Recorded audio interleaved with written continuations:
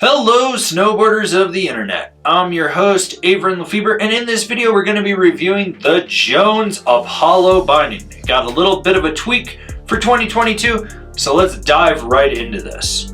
I rode this binding at Arapahoe Basin on a sunny bluebird day with moderate to high winds. There was some dust on crust, some heavy pow for good measure, ice, chunder, firm fast groomers, and I rode it on my K2 Cool Bean with my K2 Thraxis boots. Alright, so let's talk about the adjustability on these. You got your standard flip cams on the toe and the heel to lengthen or shorten the strap how you want them. Pretty basic and straightforward right there. You got your forward lean adjustment. You can twist it, move it around. You can also take an Allen key, loosen it up, flip around how it sits in there just to get it more dialed in if you need more forward lean or not.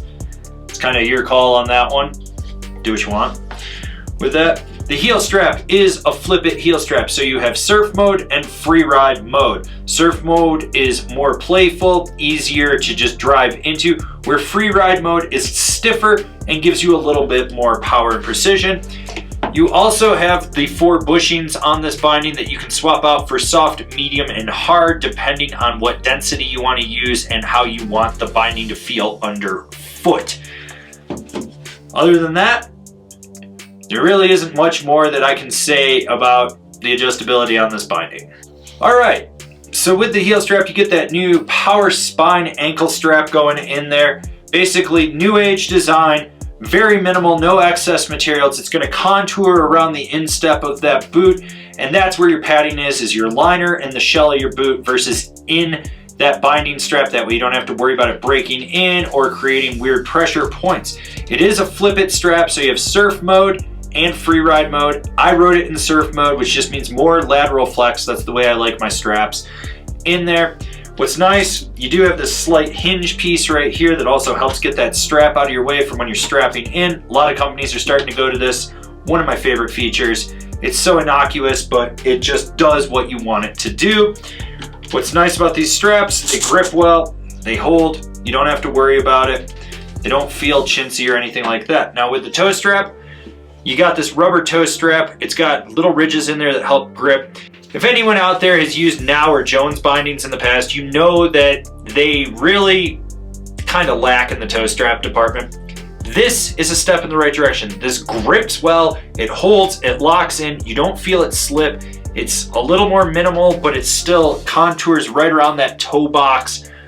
No issues at all. Alright, so the ratchets climb, and they climb well. You don't really have to worry about them. You got a 1-finger quick release on the heel. It does its job, it does it well. It's got a wider mouth, it feeds perfectly in there. With the toe strap, you don't have that 1-finger quick release. This is always my gripe. It's like they should be uniform, they're not. You can grip it on the front, then release it. It doesn't take much effort.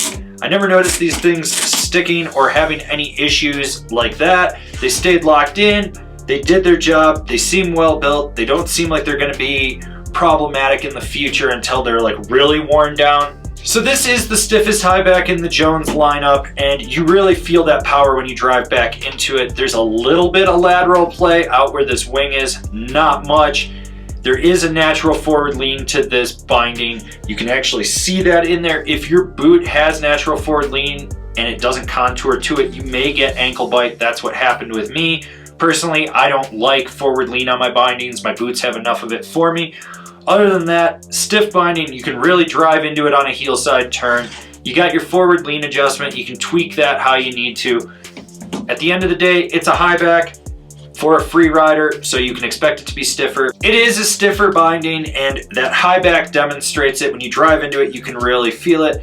With the straps, you have the surf setting and the free ride setting. I rode it on the surf setting, which gives you a little bit more lateral play in the binding, but if you go to the free ride setting, you lose some of that lateral play, but you get more power and precision to drive into it. You can feel the stiffness through the base plate as well. What's nice is you do have that Now skate tech in there, so you get that rock between your toe and heel, which just drives more power down into the edge of the board, which gives you better control in my opinion. This works. It does what you need it to do. If you're looking to hard charge, you want something stiffer, This is a great option. You've got that skate tech. You've also got that flip it strap. So you got surf or free ride mode in there. Plus you can adjust the bushings, which also will have some play in how the binding flexes on the board. The overall ride feel of this thing is more powerful and precise than its counterparts. You notice that right away. You can feel it when you drive into a heel side turn or a toe side turn. This is a binding that just has a lot of power behind it, and it exudes that power down into your edge, which translates to your board control. Who's this binding for? The all-mountain free ride guy. I'll be honest, this isn't the binding for me. I know that. It's got just too much natural forward lean. It's stiffer than I would ever want out of a binding performance-wise. I like my stiffness in my boots, not in my binding. At the end of the day, it's not a bad binding. It's just not for me. You do have a little bit more natural forward lean. The straps work well. I like the fact that you can flip it, do what you want. That revamped toe strap grips exceptionally well. There's good padding in the footbed. Plus, you have skate tech, which in my opinion does give better power transfer from toe to heel, so you don't have to worry about that as well. Comparable bindings: the Ride C10, the Union Atlas, the Flux XF. This has been my review of the Jones Apollo binding. Do you agree? Do you disagree? Do you own a pair? Are you going to buy a pair? Leave me a comment down below. Let's have a conversation about this binding. If you're new here, remember to subscribe, click the bell, get those notifications. That way you're not missing any of the videos we got coming out for all you snowboarders of the internet. And if you really like what we're doing over here and you want to support us further, swing on over to Angry Snowboarder VIP and become a member. I could tell you more here, but I got a video over there that explains it so much better. As always, I've been your host, Avran LeFeber, and I'll see you in another video.